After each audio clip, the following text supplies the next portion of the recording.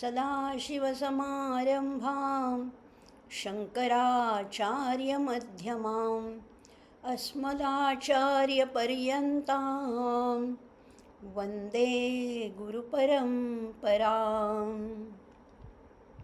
श्रुतिस्मृतिपुराणानाम् आलयं करुणालयं नमामि भगवत्पादं शङ्करल्लोकशङ्करं शङ्करं शङ्कराचार्यं केशवं बादरायणं सूत्रभाष्यकृतौ वन्दे भगवन्तौ पुनः पुनः।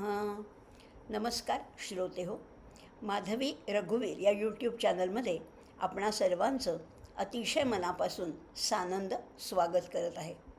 स्तोत्र संपदा या उपक्रमातलं आपला जवळजवळ 33 भाग झालेले आहेत. वेगवेगळ्या देवदेवतांची स्तोत्र आपण अभ्यासली. परापूजा आहे, क्षमायाचना आहे, कितीतरी पंचकं, षटकं, अष्टकं याचाही अभ्यास केला. आणि आत्ता आपलं सुरू आहे ते चर्पट पंजरिका. चर्पट म्हणजे खुसखुशीत, कुरकुरीत, आणि पंजरिका म्हणजे एक खाद्यपदार्थ आहे असंही त्याची एक व्याख्या केलेली आहे. आणि हा अतिशय खुसखुशीत शब्दामध्ये आचार्यांनी ह्या संसार कसा आहे या संसाराची असारता सांगितलेली आहे.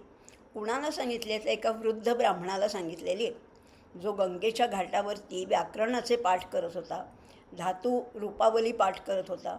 अशा वृद्ध गृहस्थाला आचार्य म्हणतात की आता हे करू नकोस, आता तुझं वय 85च्या पुढे गेलेलं आहे, आता हे व्याकरण शिकून काही फार उपयोग नाही. खरंच आहे, आयुष्यात काही गोष्टी ज्या त्या वेळेलाच करायच्या असतात. वाटेल त्या वेळेला वाटेल ते करून चालणारही नाही आणि त्याचा उपयोगही नाही. आता फार थोडं आयुष्य हातात आहे आणि त्याचा उपयोग तू कशासाठी कर. हे व्याकरण अभ्यास हे आता काही करू नको. आता करायची गोष्ट एकच आहे, ती म्हणजे भज गोविंदम भज गोविंदम गोविंदम भज मूढमते प्राप्ते सन्निहिते मरणे नहि नहि रक्षती डुक्रुई करणे. असा उपदेश केला वृद्धाला.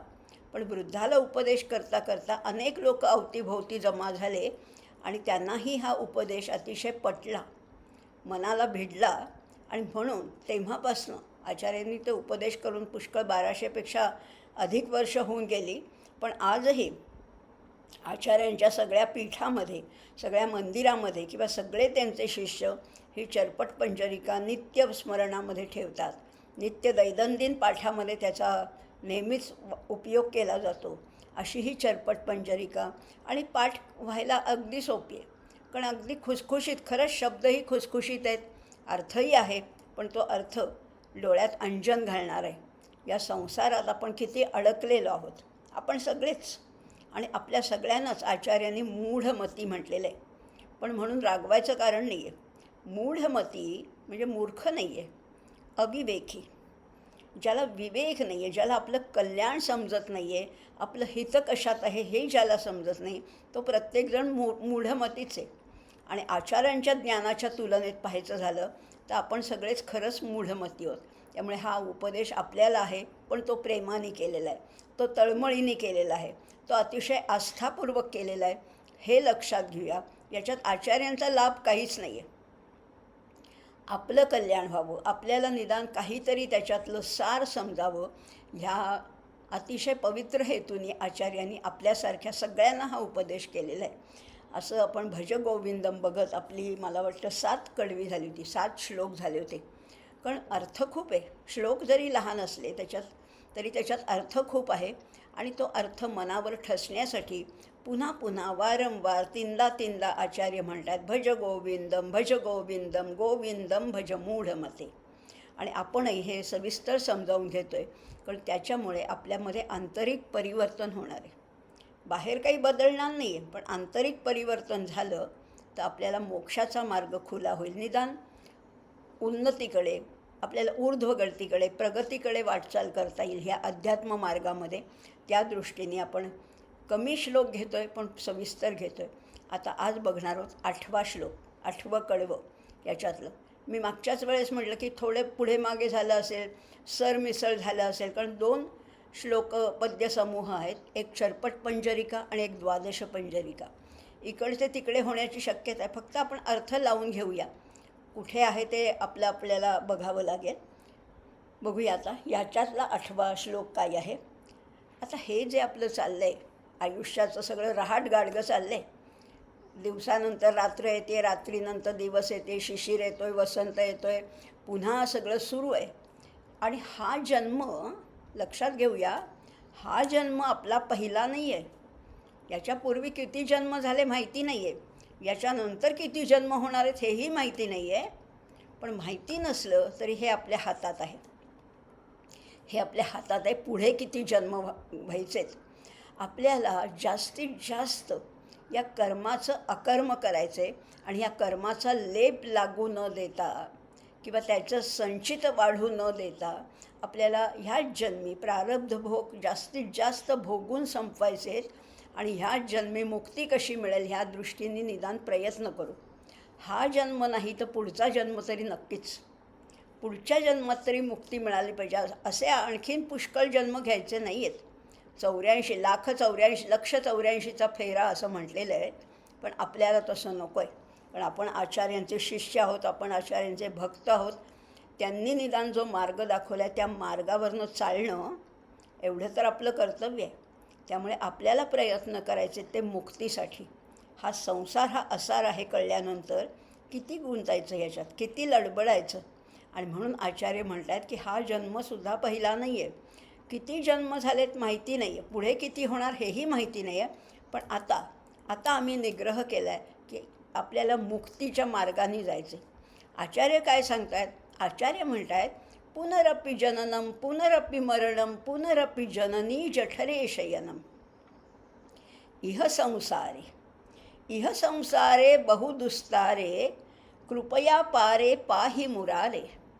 भज गोविंदम गोविंदम भज मूढमते प्राप्ते सन्निहिते मरणे नहि रक्षति डुक्रुई करणे. पुनरअपि पुन्हा अपि असं म्हटलेलं आहे. अपि म्हणजे सुद्धा.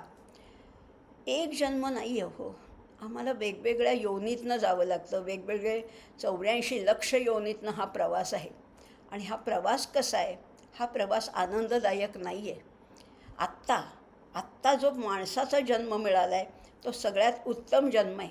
यापूर्वी कुठला होता? किडा मुंगीचा होता का, श्वापदांचा होता का, वाघ सिंहाचा होता का, कुणाचा जन्म होता माहिती नाही. पण आत्ता तरी आम्ही जागं व्हायला पाहिजे, कारण हा मनुष्य जन्म दुर्मिळ आहे. बहुत जन्माचा सेवट नरदेह सापडे अवचट म्हटलेलं आहे. ह्या जन्मात आपलं कल्याण करून घेण्याची एक उत्तम संधी आपल्याला प्राप्त झालेली आहे.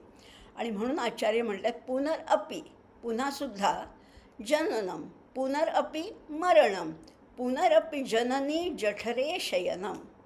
हे चक्र आहे, हे सगळं रहाटगाडगं आहे, चालू आहे. दिवसामागून रात्र, रात्रीमागून दिवस चालू आहे. तसं जो जन्माला आला त्याला मृत्यू आहेच आहे.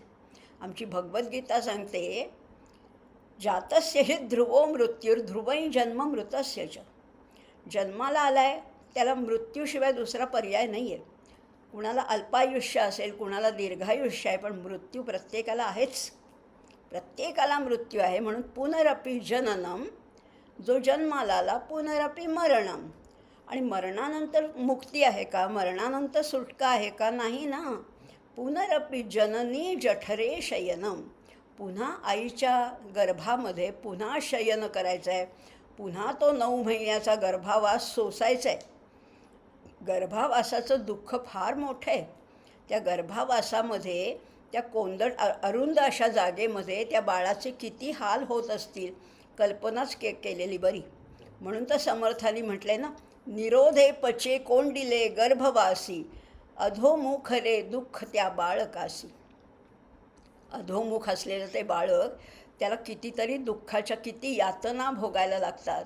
आदौ कर्म प्रसंगात कलयति कलुषम मातृकुक्षौ स्थितं माम विण्मुत्रा मेध्यमध्ये क्वथयति नितराम जाठरो जातवेदाः यद्यद् वै तत्र दुःखं व्यथयति नितराम शक्यते केन वक्तुं क्षन्तव्यो मे पराध शिव शिव शिव भो श्री महादेव शंभो.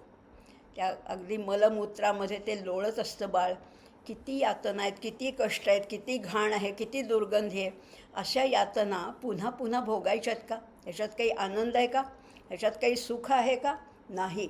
आणि म्हणून पुनरपि जननी जठरे शयनम. मग आता तू काय कर? इह संसारे, इह म्हणजे हा इहलोक, हा कसा आहे? इह संसारे, ह्या जगामध्ये बहुदुस्तार आहे. हा जन्म किंवा ही माया ओलांडून जाणं खूप कठीण आहे. पण जर का तू आमचा नावाडी असशील, तू जर का आम्हाला वाचवणारा असशील, तर हे मुरारे कृपया पारे पाही मुरारे, आम्हाला या पलीकडे घेऊन जा, या जन्ममरणाच्या फेऱ्यातनं आमची मुक्तता कर, अशी त्याला विनवणी केलेली आहे. म्हटलं तर साधा श्लोक आहे, पण केवढा अर्थ दडलेला आहे. पुन्हा पुन्हा जन्म घ्यावा लागतो, पुन्हा पुन्हा मृत्यू आहे. त्यामुळे आता तुझ्याशिवाय आम्हाला कोणी त्राता नाही आहे. तू या संसार सागरातनं, या भवसागरातनं आम्हाला पार कर, अशी त्याला विनवणी केलेली आहे. खूप सुंदर. ह्याचे मराठीत तर अनेक अनुवाद झालेले आहेत. आपण पाहतोय, पुन्हा जन्म घेणे, पुन्हा मृत्यू होणे, पुन्हा माऊलीच्या पोटी राहणे, दया लावुनी तार मजला मुरारे, सोपे नसे पार संसार करणे. माझं मी संसाराच्या पलीकडे जाऊ शकत नाही आहे. मला तुझी कृपा आवश्यक आहे, तुझी मदत आवश्यक आहे. तू नेलंस तर या संसार सागराच्या मी पलीकडे जाऊ शकेन, अशी त्याला विनवणी केलेली आहे. खरं तर जन्म केव्हा घ्यावा लागतो? जन्म घ्यावा लागे वासनेच्या संगे. हा जन्म तरी आम्हाला का मिळाला? मागच्या जन्मीच्या काही वासना शिल्लक होत्या, त्या पूर्ण, चांगल्या असतील वाईट असतील, त्या पूर्ण करण्यासाठी हा जन्म घ्यावा लागला. मग या वासनाच नाहीशा केल्या तर? बरं ठीक आहे, मागच्या जन्मी नाही आम्हाला कळलं, पण आत्ता कळतं आहे ना, आत्ता कळतं आहे ना. मग आता ह्या वासनेच्या पाशातनं मुक्त व्हायचं आहे. ही वासना नागिळ आहे, ही वासना सर्पिणी आहे, हिचा विळखा आमच्या भोवती बसलेला आहे. ह्या पाशातनं आम्हाला मुक्त व्हायचं आहे. खरं सगळेच संत आम्हाला सांगत आहेत, वासनेचा क्षय झाला पाहिजे, वासना त्याग करा. आम्ही अजून काही जागे होत नाही. अंतकाळी ज्या इच्छा, ज्या वासना, ज्या आशा अंतःकरणात असतात, त्याप्रमाणे पुन्हा पुन्हा जन्म मिळतो. अगदी पुराणामध्ये किंवा भागवतामध्ये सुद्धा जडभरताची कथा आहे. त्या भरताला अगदी अंतकाळी त्या हरणाचं, शावकाचं दुःख त्याच्या मनाला डाचत होतं, आणि म्हणून पुन्हा त्याला हरणाचा जन्म आला. अशा अनेक कथा आहेत. तुम्हाला अंतकाळी जी इच्छा तुमच्या मनात असते, त्यानुसार पुढचा जन्म तुम्हाला येतो. आणि त्याच्या उलट मात्र एक मार्गही सांगून ठेवलेला आहे, अंतकालेच मामेव स्मरण मुक्त्वा कलेवर. पण अंतकाळी जर का माझं नाव घेतलं, परमेश्वर भगवंत म्हणत आहेत, जर माझं नाव घेतलं तर निश्चित मुक्ती आहे. मग सोपं आहे की खरं तर. बाकी आयुष्यभर काही केलं नाही तरी चालेल, अंतकाळी फक्त त्याचं नाव घ्यायचं, किंवा ओंकाराचा जप करायचा, किंवा राम राम म्हणायचं. हे सोपं आहे, पण सोपं नाही आहे. ज्याला सवय नाही आहे त्याच्या मुखामध्ये अंतकाळीसुद्धा नाम येणार नाही. समजा बरं का, समजा एखादी अगदी महत्त्वाची मोठी परीक्षा आहे, अगदी प्रेस्टिजियस परीक्षा आहे, आणि त्या परीक्षेमध्ये तुम्हाला अचानक जर का सवलत दिली, पेपर अवघड आहे, आणि जर का अचानक सवलत दिली की तुम्ही पुस्तकात बघून उत्तरं लिहू शकता, तरीसुद्धा ज्यांनी कधीच अभ्यास केला नाही आहे त्यांना ही उत्तरं कुठे मिळतील, कुठल्या चॅप्टरमध्ये, कुठल्या प्रकरणामध्ये मिळतील, हेही समजणार नाही. त्यामुळे आधी अभ्यास असेल तरच नाव येण्याची शक्यता आहे, येईल अशी खात्री नाही. म्हणून आत्तापासूनच सुरुवात करायची, आणि मग अंतकाळी कदाचित ते सहज नाव येईलसुद्धा, आणि मग त्याच्यापर्यंत पोचण्याचा मार्ग खरं तर खुला होतो. इतकी सोपी गोष्टसुद्धा आम्हाला काही जमत नाही, कारण जन्मभर आम्ही आशेच्या पाशातच तो मनुष्य जखडलेला असतो. आणि त्याला मुख्य म्हणजे सगळ्यात त्याहीपेक्षा वाईट काही आहे. जखडलेला असतो हे तर वाईटच आहे, पण त्याहीपेक्षा त्याची त्याला जाणीव नसते. आहो, त्याला वाटतच नाही की आपण जखडलो आहोत, माहितीच नाही आहे. ज्याची त्याला प्यार कोठडी, कोठडीतले सखे सौंगडी, हात कडी की अवजड बेडी, प्रिय हो ज्याची त्याला, जग हे बंदिशाला. कोठडीत कोंडून ठेवलं आहे त्या जीवाला, पण त्याला वाटतं मस्त आहे की हे माझे सखे सवंगडी आहेत, नातेवाईक आहेत, छान आहे आयुष्य. आणि म्हणून त्याला हे कळतच नाही, हातकडी की अवजड बेडी, आपण बंधनात होतो. या बंधनातनं सुटका करायची. कधी लोखंडाची बेडी असेल, कधी चांदीची असेल, सोन्याची असेल, रेशमाची असेल, पण शेवटी ते बंधनच आहे, हे लक्षात घ्यायला पाहिजे. पण हेच आमच्या लक्षात येत नाही आणि म्हणून कुठलीही झाली तरी बेडी ती बेडीच, रेशमाची असो, सोन्याची असो, नाही तर लोखंडाची असो. खरंच आहे. आणि त्या अनेकांनी वर्णन केले, जन्ममृत्यूची अखंड फेरी, शयन पुन्हा जननीच्या उदरी, दुस्तर या संसारी आता, कृपा करून वाचिव भगवंता. हे भगवंता मला वाचव. आणि हे एवढे संत सांगतात तरी आमच्या डोक्यात का हो प्रकाश पडत नाही? ह्याचं कारण एकच आहे की माणसाला हिताच्या गोष्टी आवडत नाहीत. कोणीही हितोपदेश करायला लागला तर ते जरा कंटाळवाणं वाटतं, ते नकोसं वाटतं. हिताच्या गोष्टी म्हणजे बघा ना, समजा सांगितलं की ज्ञानेश्वरी वाचत जा, रोज काही थोड्या ओव्या तरी वाचत जा किंवा एखादा अध्याय तरी वाचत जा, त्याचा कंटाळा येतो. आम्ही म्हणतो झाली एकदा वाचून ज्ञानेश्वरी समजणार नाही, एकदा वाचून दासबोध समजणार नाही, एकदा वाचून गीता समजणार नाही. बाकीच्या गोष्टीचा तुम्हाला कंटाळा येतो का? सिनेमा पाहण्याचा कंटाळा येतो का? जेवण्याचा कंटाळा येतो का? काल जेवले मग आज नाही जेवलं तर चालतं आहे का? नाही ना.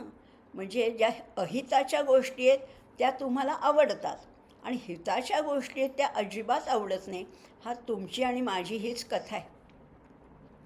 हिताच्याच कोणी चांगलं सांगितलेलं आम्हाला काही पटत नाही, अहितकर गोष्टींचा मात्र आम्हाला उबग येत नाही.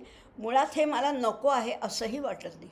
आम्ही त्याच्यात अडकत जातो. आणि खरंच उंबरातले किडे मकोडे उंबरी करती लीला. उंबराचं एवढंसं फळ असतं, त्या एवढीशा फळामध्ये किडे मकोडे वळवळ करत असतात, पण त्यांना दुसरं विश्वच माहीत नाही आहे. त्यांना वाटतं हेच जग आहे. आणि त्याच्यात उंबरातले किडे मकोडे उंबरी करती लीला, ते उंबरातच राहतात आणि त्याच्यातच त्यांची धन्यता असते. आपलं चित्र काही फार वेगळं नाही आहे. आपल्यालासुद्धा आपल्या एवढ्या मर्यादित विश्वामध्ये आम्ही इतके आनंदात आहोत की ह्याच्या पलीकडे काही चांगलं विश्व आहे, ह्याच्या पलीकडे काही मुक्तीचा मार्ग, हे आम्हाला माहितीच नाही आहे. तशी आमची खरं तर गत आहे. आशा सुटत असली नाही, आपल्याला माहिती आहे आशा काही केल्या सुटत नाही. हे खरं असलं तरी आशा ठेवायची असेलच, जर सुटत नाही ना, मग आशा ठेवायची तर ती परमेश्वराची ठेवा, ती मुक्तीची ठेवा, ती मोक्षाची आशा ठेवा. एवढं तर जमेल ना. आशा सुटत नाही आम्हाला, अगदी मान्य. मग ती ठेवायची तर परमेश्वराची ठेवा. 6 अध्यायांमध्ये भगवद्गीतेच्या 6 अध्यायामध्ये आसक्ती नको असं सांगून 7व्या अध्यायाची सुरुवात मात्र भगवंत करतात, मय्या आसक्त मनाः पार्थ योग युंजन मदाश्रया. आसक्ती ठेवायचीच आहे तर माझ्या ठिकाणी ठेव. इथेही तेच म्हटलेलं आहे. आशा जर ठेवायची असेल तर परमेश्वराची मोक्षाची आशा पाहिजे. असं म्हणायला पाहिजे, वक्त आएगा ऐसा कभी ना कभी, हम भी पाएंगे प्रभू को कभी ना कभी. कधीतरी तो भेटेल अशी इच्छा ठेवा. कधीतरी मला पैठणी घ्यायची आहे, कधीतरी मला नवीन घर घ्यायचे, कधीतरी मला मोठी गाडी घ्यायची, ही आशा नको. कधीतरी मला परमेश्वर भेटावा ही आशा पाहिजे. आशा सुटत नाही ना, मग त्या आशेला चांगलं रूप देता यायला पाहिजे असं इथे आचार्य सांगतात. समजतं आहे, थोडं समजतं आहे, पण अजून ते आचरणात आणता येत नाही. आणि आयुष्य हा जन्म आमचा कितवा आहे तो माहिती नाही आम्हाला, पण जन्माचं सुद्धा आम्ही हिशोब ठेवतो का? रोज दिवस येतो आहे, रोज जातो आहे. प्रत्येक दिवस जो आहे, प्रत्येक मावळतीला जाणारा सूर्य आपल्या आयुष्याचा एक लचका घेऊन जातो, एक तुकडा घेऊन जातो. प्रत्येक मावळणारा सूर्य, आजचा दिवस संपला, आजचा जो 27 एप्रिल आहे संपला दिवस. काही आमच्या हातात नाही राहिलं, काहीच नाही राहते. प्रत्येक दिवस संपतो आहे. आणि म्हणून तर आचार्य म्हणतात, पुनरपि रजनी पुनरपि दिवसः पुनरपि पक्षः पुनरपि मासः पुनरपि अयनं पुनरपि वर्षः तदपि न मुंचति आशामर्षम. दिवस येतो, दिवस जातो, मग रात्र येते, रात्र जाते. असं करत करत आठवडा जातो, पंधरवडा जातो, महिना जातो, उत्तरायण संपतं, दक्षिणायन येतं, हे वर्ष संपतं, दुसरं वर्ष 25 साल संपलं, 26 साल आलं, हेही संपेल, 27 येईल. आम्ही नुसतं सेलिब्रेट करतो, पण आम्ही आमच्या आयुष्याचा हिशोब बघतो का? ह्या वर्षामध्ये, ह्या दिवसामध्ये, आजच्या दिवसामध्ये मी काय केलं, हा हिशोब आपण ठेवतो का? आणि आपल्यालाच हा हिशोब द्यायचा आहे खरं तर. रात्र, दिवस, पंधरवडा, महिना, ऋतू, अयन, संवत्सर येतात आणि जातात. असंच आयुष्य संपत संपत जातं. पण मनुष्याच्या आशा, इच्छा, मत्सर, द्वेष, असूया या विकारांना मात्र तो सोडत नाही. म्हणून तर म्हटलेलं आहे, तदपि न मुंचती आशामर्षम. अमर्ष म्हणजे क्रोध. जरासं मनासारखं झालं नाही माझ्या की लगेच क्रोध येतो. त्यामुळे हे सगळं चाललं आहे आयुष्य, पण अजून आम्ही काही शहाणे होत नाही, आम्ही काही मागच्या अनुभवांमधनं शिकत नाही. आणि म्हणून तर आमचं आयुष्य असंच जाते हो. घटका गेली, पळे गेली, तास वाजे ठणाणा, आयुष्याचा नाश होतो रामकारे म्हणाना. कुठे म्हणतो आहे आम्ही राम म्हणत नाही, काही करत नाही. खाओ पिओ मजा करो, ईट ड्रिंक अँड बी मेरी.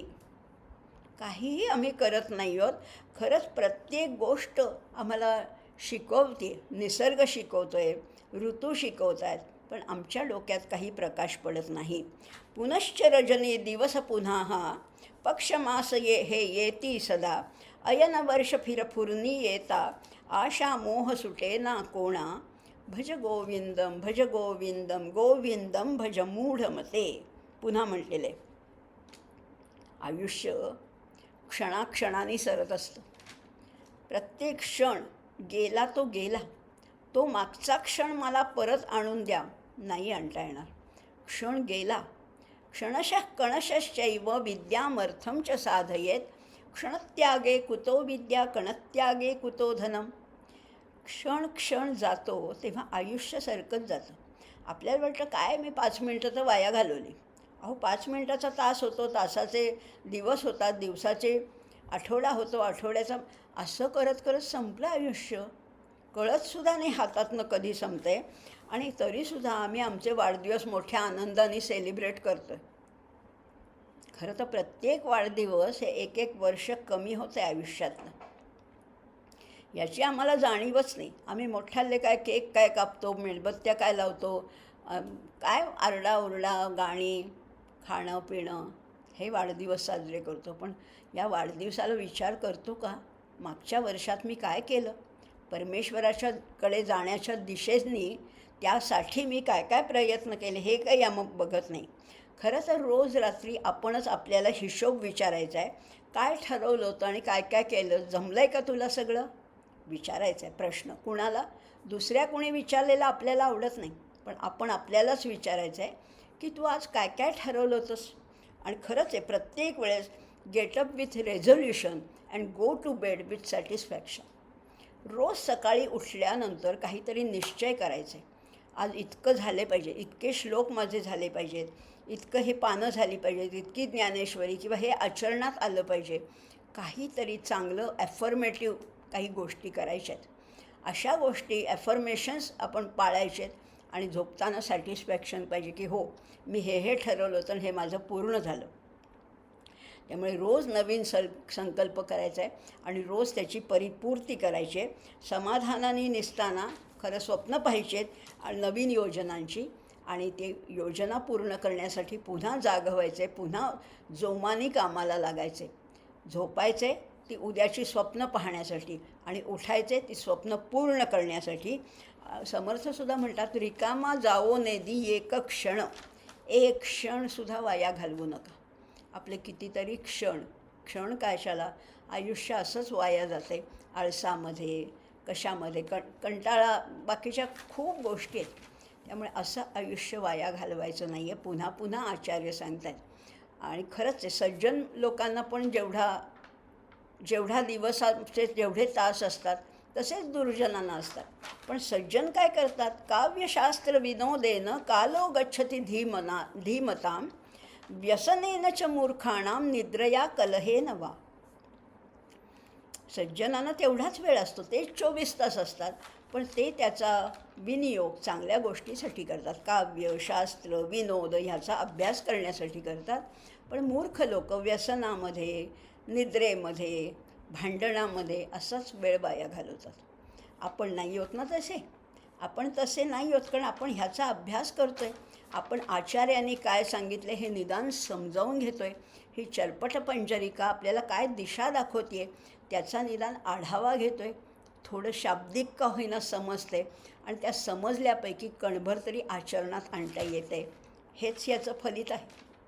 पुढे आचार्य म्हणतात, वयसी गते कः कामविकारः शुष्के नीरे कः कासारः नष्टे द्रव्ये कः परिवारः ज्ञाते तत्वे कः संसारः. कहा शब्द वापरला आहे. कहा हे प्रश्नार्थक सर्वनाम आहे. कहा म्हणजे काय. कहाचा अर्थ कोण आहे, पण संस्कृतची हे एक वेगळी विलक्षण अशी एक वैशिष्ट्यपूर्ण रचना आहे. संस्कृतमध्ये असं विचारला जातो, किम ततः किम ततः किम. आपण पाहिले किम म्हणजे काय उपयोग, किंवा कहा ह्याचा काय उपयोग. कहा किंवा किम हे प्रश्नार्थक आहेत आणि त्याचं उत्तर आहे ते अध्यारूत आहे. रेटॉरिकल क्वेश्चन ज्याला म्हणतात तसं ह्याचं उत्तर आहे. आता काय विचारलं आहे, वयसी गते कः कामविकारः. वयसी आणि गते हे सती सप्तमीचं रूप आहे. वय गेल्यानंतर कः कामविकारा, त्या कामविकाराला काय अर्थ आहे. कामोपभोगाचं सुद्धा काही वय असतं. वय आणि हे वय असतं हे काही ठराविक काळापर्यंत असतं. आहार निद्रा भयमैथुनंच सामान्यमेतत् पशुभिर्नराणां धर्मस्तु तेषाम् अधिको विशेषो धर्मेण हीनाः पशुभिः समानाः. आहार निद्रा भय मैथून हे जसं माणसाला आहे तसं किडामुंगीला सुद्धा याच 4 गोष्टी आहेत. पण माणसाला आणखीन एक ॲडिशनल व्हॅल्यू दिली आहे, एक अधिक काहीतरी मूल्य दिलेलं आहे, ते आहे धर्म. आणि म्हणून इथे म्हणलेलं आहे वयसी गते कः कामविकारः. वय गेल्यानंतर त्या कामविकाराला काय अर्थ आहे आणि ते लगेच स्पष्ट करण्यासाठी आचार्य लगेच दृष्टांत देत आहेत. ते म्हणतात शुष्के नीरे कः कासारः. शुष्के नीर इथे पण दोन्हीची सप्तमी आहे. नीर म्हणजे पाणी, शुष्क म्हणजे आटून गेल्यानंतर, वाळल्यानंतर, पाणी संपून गेल्यानंतर. कः कासारः इथे कासाराचा अर्थ सरोवर आहे. शुष्के नीरे कः कासारः पाणी आटल्यानंतर तळ्याचा काय उपयोग. आमच्या इथे तळं आहे बरं का, पण अहो त्याच्यात पाणी नाही आहे, मग कसलं तळं. पाणी नसलेल्या तळ्याला जितपत अर्थ आहे तसंच एकदा वय निघून गेलं की कामविकाराला काहीच अर्थ नाही आहे. किंवा नष्टे द्रव्ये कः परिवारः. पैसा आहे तोपर्यंतच परिवारातले लोक आपल्याला मान देतात. मागे आपण पाहिलं होतं, यावद् वित्तोपार्जनसक्तः तावद् निजपरिवारो रक्तः. चरपट पंजरिकेतच पाहिले. तेच इथे म्हणले नष्टे द्रव्ये कः परिवारः. ज्याच्याकडे पैसा नाही त्याला कोणीही विचारत नाही, अगदी परिवारातले लोकसुद्धा नाही. तसंच आता पुढे आणखीन ह्या तिन्हीचं पुन्हा कन्क्ल्युजन काढलं आहे, त्याचं सार, त्याचा आशय, त्याचं एक मतितार्थ काय सांगितलं आहे. ज्ञाते तत्वे कः संसारः. तसंच एकदा तत्वाचं ज्ञान झालं. तत्व म्हणजे काय आहे. तत् म्हणजे ते परमेश्वर तत्व, त्याला तत् म्हटले ना, तत्त्वमसि. आणि त्या तत्चा स्वभाव कसा आहे, तत्चं वर्णन कसं आहे. ज्याचं आपण वर्णन करतो त्याला त्व लावतो. कर्तृत्व, नेतृत्व असं आपण म्हणतो ना, किंवा अशा अनेक गोष्टी आपण त्व लावून, भावत्व, शून्यत्व, पूर्णत्व असं म्हणतो ना, तसं इथे म्हटलेलं आहे तत्व. त्या तत्चं वर्णन म्हणजे तो तत्व, तो विचार, त्या तत्वाचा विचार केल्यानंतर, ते समजल्यानंतर कस संसार हा संसार असून नसून सारखाच आहे. नवल उदेला चंडांशू मावळवीत विश्वाभासू. माऊलीने सांगून ठेवलेलं आहे, एकदा चंडांशू हा ज्ञानाचा सूर्य उगवल्यानं हा सगळा विश्वाचा आभास नाहीसा होतो. त्या सूर्याच्या प्रखर प्रकाशामध्ये ह्या सगळं विश्व, हा सगळा संसार असून नसल्यासारखा होतो त्या व्यक्तीपुरता. तेच इथे सांगितले ज्ञाते तत्वे कस संसार. कुठला संसार. त्यामुळे त्या विश्वाचं अधिष्ठान किंवा आत्म्याचं यथार्थ रूप एकदा कळलं ना, ते जाणल्यावर हा संसार रूपाने शिल्लकच राहत नाही. म्हणजेच या परमतत्वाचं ज्ञान झालं तर संसारातली दुःख जी आहेत ना, संसार हा दुःखमय आहे. फार थोड्या काळ सुख वाटायला येतं. सुख पाहता जवा पाडे, दुःख पर्वता एवढे. हा संसार दुःखमय आहे. पण ज्याला ज्ञान झालं, ज्याला आत्मज्ञान झालं, ज्याला या परमात्म्याचं ज्ञान झालं, त्याच्यापुरतं ही संसारातली दुःख शमतात, संपून जातात, मावळून जातात. आणि म्हणून त्याला संसार उरतच नाही. उरत नाही म्हणजे प्रपंचाचा त्याग वगैरे करायचा नाही, त्याच्यासाठी तो असून नसल्यासारखाच आहे, तो भासमान आहे असं म्हटलेलं आहे. आणि म्हणून आता आचार्य सांगत आहेत, म्हणून तुम्ही काय करा, भज गोविंदम भज गोविंदम गोविंदम भज मूढमते. याचंच मराठी भाषांतर आणखीन काय केलं आहे बघा. यौवन सरता कशी वासना. जोपर्यंत यौवन आहे, जोपर्यंत तारुण्य आहे, तोपर्यंतच त्या वासनेला अर्थ आहे. यौवन सरता कशी वासना, पाणी आटता डोह कसा. पाणी आटून गेल्यावर मग त्याला डोह तरी म्हणता येईल का. पाणी आटता डोह कसा, द्रव्याविण परिवार कोठला, तत्व उमजता प्रपंचना. एकदा तत्व समजलं की प्रपंच संपून गेला, नाहीसा झाला. त्याच्यापुरतं त्या ज्ञानाचा सूर्य उगवला की हा विश्वाचा आभास मावळून जातो, असं त्याचं वर्णन केलेलं आहे 10व्या कडव्यामध्ये, 10व्या श्लोकामध्ये. आता ह्या वर्णन आपल्याला कळतंच आहे, पण तरीसुद्धा हे कळून वळत नाही. कारण हे सगळं जीवन आहे ना, हे आकर्षणाने भरलेलं आहे. सारखा मोह आहे, सारखी द्विधा मनस्थिती आहे, सारखा लोभ आहेच माणसाला. जेवढं मिळतं आहे त्याहीपेक्षा अधिक पाहिजे असतं. आणि तारुण्यात तर विषयोपभोग सारे असं म्हटलेलं आहे. तारुण्यात तर काय काय मिळवू असं होतं की नोकरीमध्ये प्रमोशन पाहिजे, मोठं घर पाहिजे, गाडी पाहिजे, उत्तम सुंदर पत्नी पाहिजे, चांगली गुणी मुलं पाहिजे, सगळं मला हवं असं वाटत असतं. पण हे फक्त आकर्षण आहे, हे काही. आणि स्त्री देहाची तर पुष्कळ निंदा केलेली आहे. अनेक संतांनी, विचारवंतांनी स्त्री देहाची खूप निंदा केली आहे. इथे तर फारच वेगळ्या भाषेमध्ये आचार्य म्हणतात, नारीस्तनभर नाभी देशम दृष्ट्वा मागाम मोहावेशम एतन्मांस वसादि विकारम मनसी विचिंतय वारं वारं. स्त्रीचं शरीर, तिचं मुख सुंदर असतंच, निसर्गतः स्त्री सुंदरच असते. परंतु तू लक्षात घे, तिचे जे अवयव आहेत, तिचे स्तन, नाभी, चेहरा, या अवयवांचं अवलोकन करत तू मोहाला बळी पडू नकोस, त्याचं सतत चिंतन करू नकोस. ज्या शरीराबद्दल तुला आसक्ती, मोह, अभिनिवेश वाटतोय ना, ते शरीर काय आहे विचार करूया. त्या शरीराचं अगदी त्याचं डिसेक्शनच केलं आहे. आचार्य म्हणतात, रक्त, मांस, हाडं आणि चरबी याच्याशिवाय बाकी काय वेगळं काय आहे या देहामध्ये. या गोष्टीचा तू विचार कर आणि गोविंदाला फक्त शरण जा.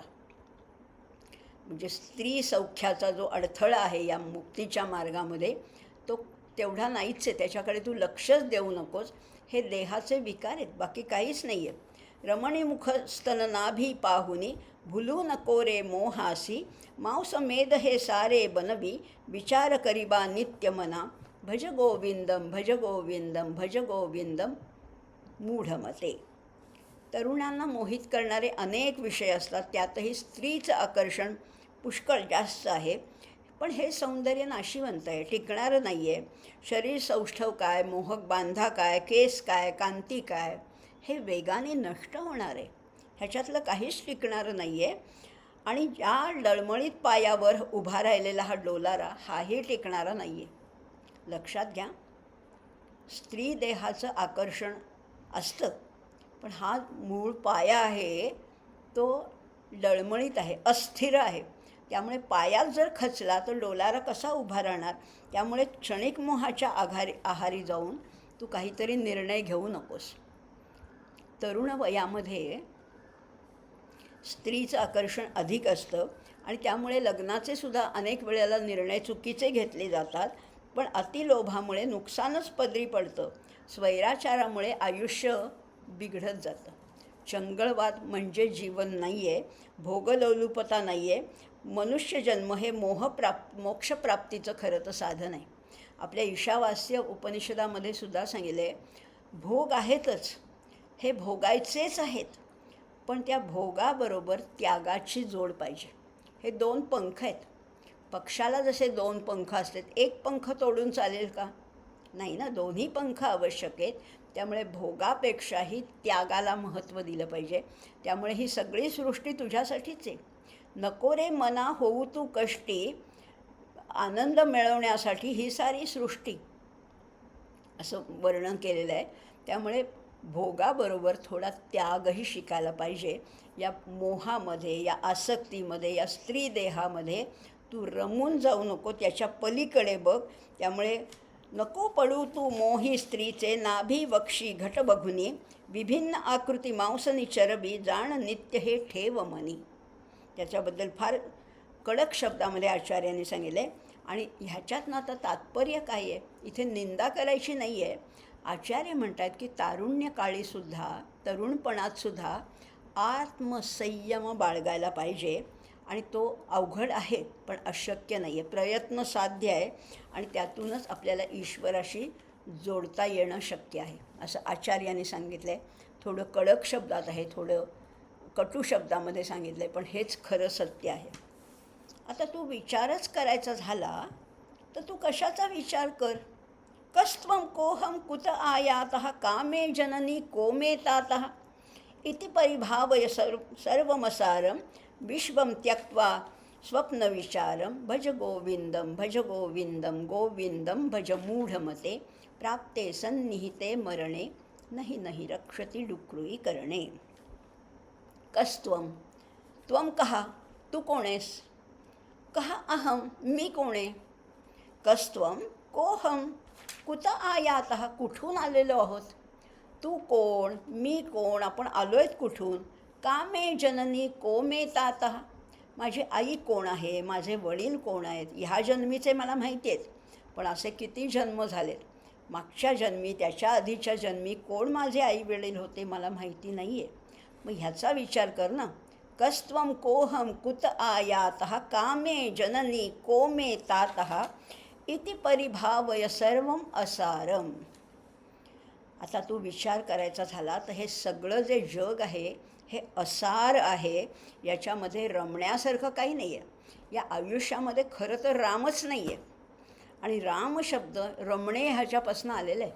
या आयुष्यामध्ये तू रमू नकोस, कारण हे आयुष्य असार आहे, ह्याच्यात राम नाही आहे. विश्वं त्यक्त्वा स्वप्न विचारम असं म्हटलेलं आहे. हे सगळं विश्व असार आहे, यात रमण्यासारखं काही नाही. आणि तू नीट विचार केला तर हे विश्व कसं आहे? स्वप्नतुल्य आहे. स्वप्नातल्या गोष्टी तेवढ्या तात्पुरत्या आपल्याला खऱ्या वाटतात. आपल्याला कुठलं तरी स्वप्न पडतो, आपण आपल्या खरं तर घरीच झोपलेलं असतो आपल्या गादीवर, पण स्वप्नात आपण कुठे कुठे हिमालयात काय जातो, आणखीन कुठल्या देशात जातो, किंवा काही भीतीची स्वप्न पडतात, काही अगदी कुठली चांगली वाईट. पण जागं झाल्यानंतर कळतं ना की अरे ते पाहिलं, मला भीती वाटली, मला वाटलं वाघ मागे लागला आहे का काय, पण ते सगळं खोटं होतं. जाग आल्यावर कळतं ना. मग तसंच ही ज्ञानाची जागृती झाल्यानंतर हे सगळं स्वप्नवत वाटतं. हे आयुष्य, हे जीवन, हे सगळं स्वप्नवत आहे. तू ते सगळं सोडून दे आणि केवळ गोविंदाचं भजन कर. तू मी कोठून आलो सारे, कोण मायन अनतात बरे. तू मी कोठून आलो सारे, कोण माय अनतात बरे. असार जाणून रमू नको रे, असार जाणून रमू नको रे. प्रपंच जाणी स्वप्न सरे. हा प्रपंच म्हणजे स्वप्नवत आहे, काही काळापुरता क्षणभंगूर आहे, असं हे तू जाणून घे. आता बघा, खरं तर मनुष्य जो आहे तो जिज्ञासू आहे. त्याला कार्य कळलं की त्याच्या कारणाचा तो शोध घेतो. म्हणून तर एवढे शोध लागलेले आहेत ना. या भौतिक जगामध्ये कितीतरी उत्तमोत्तम शास्त्रज्ञ होऊन गेले, वैज्ञानिक होऊन गेले, आणि त्यांनी कितीतरी शोध लावलेत. माणूस फार हुशार आहे, फार बुद्धिमान आहे, अशक्य गोष्टीसुद्धा तो करू शकतो. पक्षी आकाशात उडतात हे पाहून विमानाचा शोध लावला आणि आता माणूस स्वैर असा संचार करू शकतो ना आकाशात. विमानाच्या मदतीने का होईना आकाशात उडू शकतो. त्या पाणबुडीच्या माध्यमातून अगदी सागराचा तळही गाठू शकतो. अशक्य वाटणाऱ्या गोष्टी माणसाने शक्य केलेल्या आहेत, कारण त्याला कार्याच्या मागचं कारणमीमांसा समजावून घ्यायची असते. अगदी बरोबर आहे, अगदी छान केलेलं आहे. त्यामुळे खरंच आहे. पण अजून तो मूळ प्रश्नाकडे वळलाच नाही आहे. मूळ मुद्दा त्याला समजलाच नाही आहे. अजूनही तो त्याच्याकडे गंभीरपणाने लक्ष देत नाही आहे. विश्वनिर्मिती कशी झाली आहे, शास्त्रज्ञ प्रयत्न करत आहेत. या विश्वाची निर्मिती उत्पत्ती झाली कशी, त्याला उत्तर आहे बिग बँग. एक मोठा स्फोट झाला आणि त्याच्यातनं उत्पत्ती झाली. पण हे उत्तर काही पटण्यासारखं नाही आहे. मग आता अनेक शोध लावले, अनेक विद्वानांनी, अनेक वैज्ञानिकांनी शोध लावले. मग शेवटी त्याला देवकणाचा शोध लागला आहे. पण त्याच्यात शेवटी देव आहेच ना. देवकण किंवा गॉड्स पार्टिकल किंवा बोसॉन त्याला म्हटलेलं आहे, असे शोध लावले. किंवा अगदी आईन्स्टाईननी प्रकाशाचा शोध लावला आहे. किंवा असलं म्हणजे प्रकाश क्षेत्रामध्ये उत्तुंग कार्य केलं असलं तरी त्याला मुळापर्यंत जाता आलं नाही. त्यानेही हात टेकलेत आणि तो म्हणतो की मला नाही, प्रकाश का निर्माण झाला हे नाही मला माहिती, कसा झाला, किती त्याचा वेग आहे हे मी सांगू शकतो, पण त्याच्या मागचं कारण मला माहिती नाही आहे.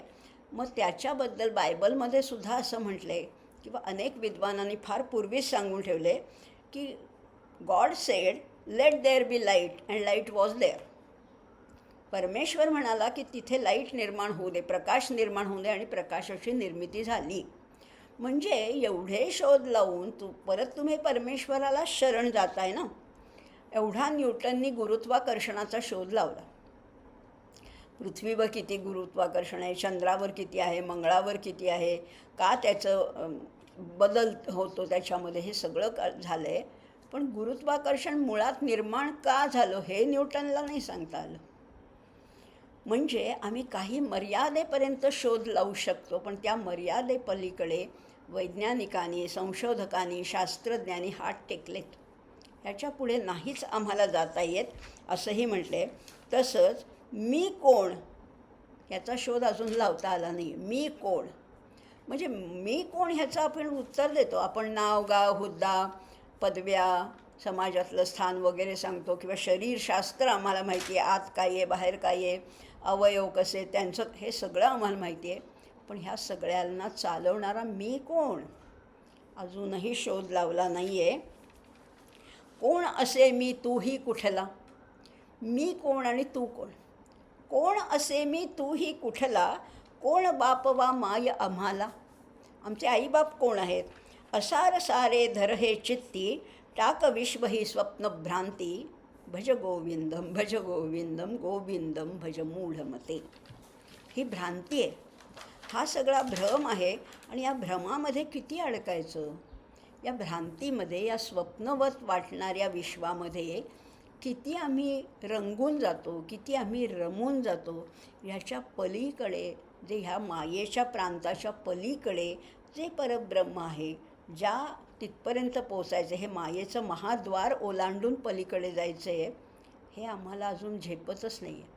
हे आम्हाला समजतच नाही आहे, हे पटतच नाही. आणि त्याचा आम्ही शोध घेण्याचाही प्रयत्न करत नाही. जे चाललं आहे ते चाललं आहे, खा प्या मजा करा, ह्याच्यातच आमचं आयुष्य चाललं आहे. याच्या पलीकडे एक वेगळा प्रांत आहे, ज्याच्यामध्ये केवळ आनंद आहे, केवळ आनंद आहे. आणि तो मुक्तीचा प्रांत आहे. तिथे कुठलीही बंधनं नाही आहेत, संपूर्ण मोक्ष आहे. अशा प्रांतात आपल्याला जायचं असेल तर आचार्यांच्या या स्तोत्रांचा अधिकाधिक सखोल अभ्यास केला पाहिजे. अजूनही ह्या स्तोत्रामध्ये पुष्कळ कंगोर आहेत, पुष्कळ मुद्दे आहेत, किंवा पुष्कळ त्याला पैलू आहेत.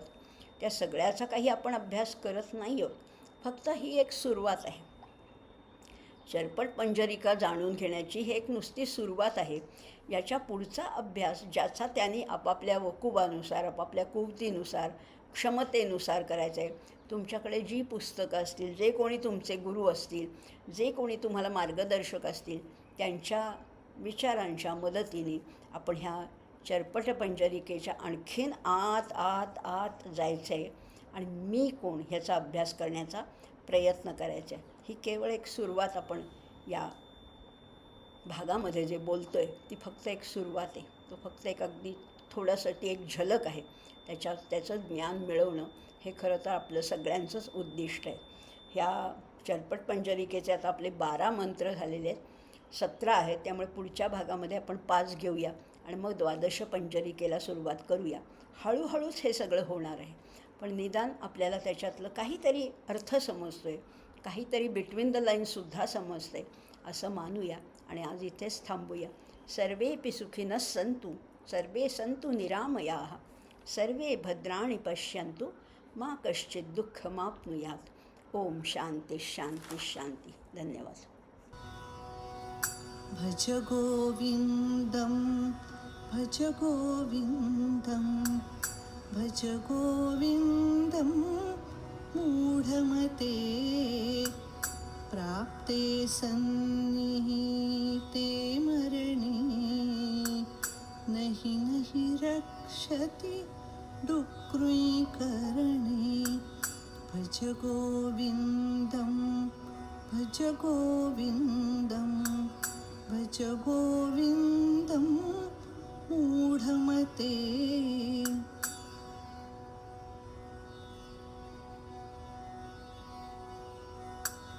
अंगं गलितं पलितं मुण्डं दशनविहीनं जातं तुण्डं वृद्धो याति गृहीत्वा दण्डं तदपि न मुञ्चत्याशा पिण्डं भज गोविन्दं भज गोविन्दं भज गोविन्दं मूढमते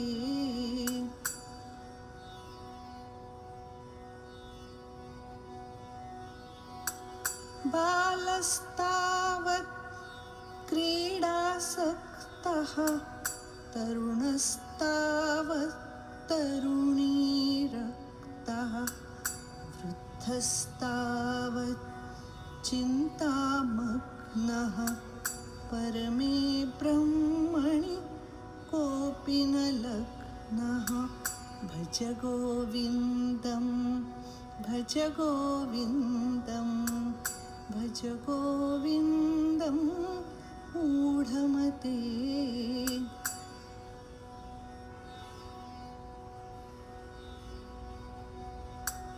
पुनरपि जननं पुनरपि मरणं पुनरपि जननी जठरे शयनम् इह संसारे बहुदुस्तारे कृपया पारो पाहि मुरारे भज गोविन्दं भज गोविन्दं भज गोविन्दं मूढमते